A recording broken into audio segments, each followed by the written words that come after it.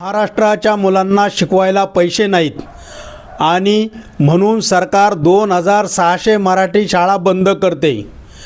पटसंख्या कमी, 2000 कोटी खर्च ही कारणं देऊन शाळा बंद करून टाकल्या जातात.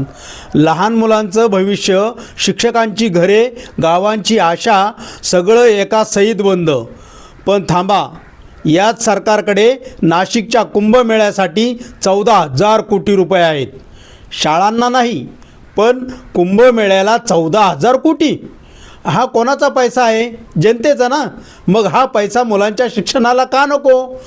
पण कुंभमेळ्यात फुंकायला हवा.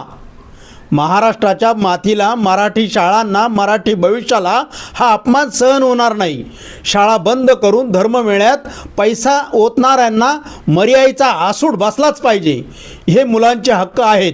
हा महाराष्ट्राचा स्वाभिमान आहे आणि स्वाभिमान कधीच विकत नाही, तो जपला जातो, त्यासाठी लढलं जातं. आज प्रश्न एकच आहे, महाराष्ट्राच्या शाळांसाठी पैसा नाही की महाराष्ट्राच्या मुलांना वाढवायची सरकारची इच्छा नाही?